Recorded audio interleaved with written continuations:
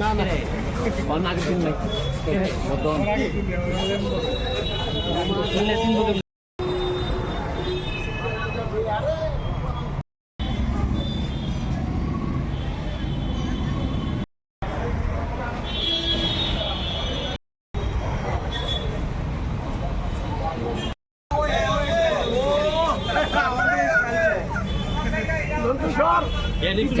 একটা shot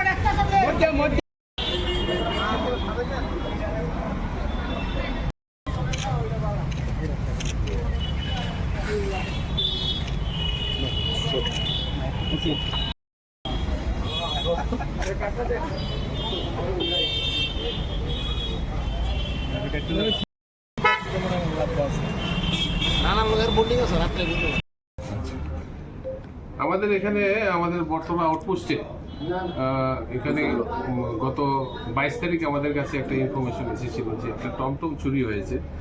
TR01ER 3706 নাম্বারের একটা টমটম চুরি হয় এবং তার আগের দিনও আরেকটা টমটম চুরি হয় বলে আমাদের কাছে খবর আসে, TR01ER 0422।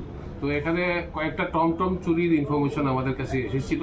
তারপর OC Bottola sub inspector Subhajit Deb এবং আমাদের রামনগর আউটপোস্টের OC sub inspector Subhendu Das তাদের সঙ্গে নিয়ে একটা টিম গঠন করে আমরা কারা এই টমটমগুলি চুরি করছে এটা আমরা তদন্ত শুরু করি একটা কেস দিয়ে।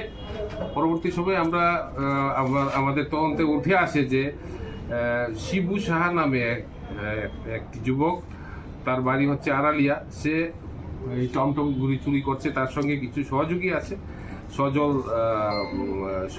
সজল সরকার এবং সুরজিৎ দেবনাথ নামে আরেকজন আছে, যেগুলি এই টমটমের ব্যাটারিগুলি তারা এগুলি খুলে নেয়, তারপর এগুলি বিক্রি করে দেয়। তো আমরা এই তদন্ত নেমে আমাদের তদন্তকারী দল যে সাব ইন্সপেক্টর আইও যে আছে দিলীপ দাস, তাকে নিয়ে এই টিমটা আমরা একটা তদন্ত চালিয়ে আমরা 3টা টমটম চুরির টমটম উদ্ধার করি। আপনাদের ওই সামনে আমাদের রাখা আছে এবং ব্যাটারিও আমরা উদ্ধার করি। প্লাস যে চুরের দল যে বাইকটা ইউজ করতো সেই বাইকটাও আমরা উদ্ধার করি, সিজ করি। একটা হিরো ডুয়েট নাম্বারলেস বাইক ছিল।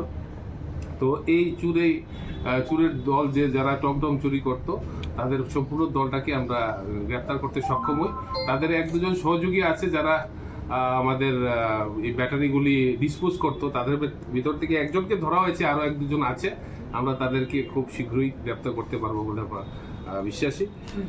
এবং যারা এই আসামি গ্রেপ্তার হয়েছে তাদেরকে আমরা আজকে পুলিশ রিমান্ডের জন্য পাঠাচ্ছি আদালতের কাছে, এবং পুলিশ রিমান্ডে আসার পর আমরা তাদের আরও অন্য কারা কারা সহযোগী আছে তাদেরকে আমরা গ্রেপ্তার করতে পারবো বলে আমাদের বিশ্বাস। টোটাল কতজন চোর?